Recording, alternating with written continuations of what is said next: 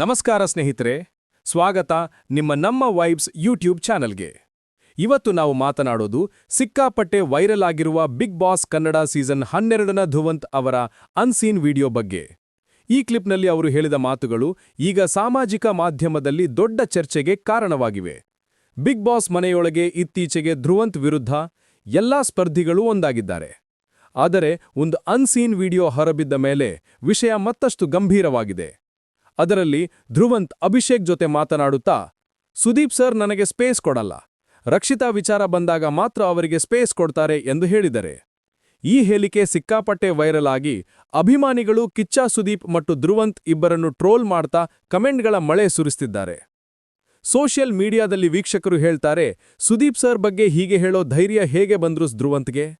ಈ ವಾರ ಅವರಿಗೆ ಕ್ಲಾಸ್ ಪಕ್ಕಾ ಎಂದು ಕಮೆಂಟ್ಗಳ ಸುರಿಮಳೆ. ಇನ್ನು ಕೆಲವರು ಕೇಳ್ತಿದ್ದಾರೆ, ರಕ್ಷಿತಾಳ ಬಗ್ಗೆನಾ ಹೇಳಿದ್ರು ಇಲ್ಲ ಸುದೀಪ್ ಸರ್ ಬಗ್ಗೆನಾ?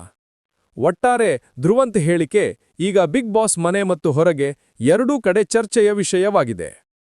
ನಿಜಕ್ಕೂ ಧ್ರುವಂತ್ ಮಾತುಗಳಲ್ಲಿ ಸ್ವಲ್ಪ ಅಸಮಾಧಾನ ಸ್ಪಷ್ಟವಾಗುತ್ತಿದೆ. ಆದರೆ ಬಿಗ್ ಬಾಸ್ ಮನೆಯಲ್ಲಿ ಇಂತಹ ಹೇಳಿಕೆಗಳು ಕೆಲವೊಮ್ಮೆ ವೀಕ್ಷಕರ ಸಿಂಪತಿ ಕಳೆದುಕೊಳ್ಳಲು ಕಾರಣವಾಗಬಹುದು. ಕಿಚ್ಚ ಸುದೀಪ್ ಅವರು ಈ ವಾರದ ವೀಕೆಂಡ್ ಕ್ಲಾಸ್ನಲ್ಲಿ ಈ ವಿಷಯದ ಬಗ್ಗೆ ಮಾತನಾಡುತ್ತಾರಾ? ಎಲ್ಲರ ಕಣ್ಣುಗಳು ಈಗ ಅದಕ್ಕೆ. ಹೀಗಾಗಿ ಫ್ರೆಂಡ್ಸ್, ನಿಮಗೇನನಿಸುತ್ತದೆ?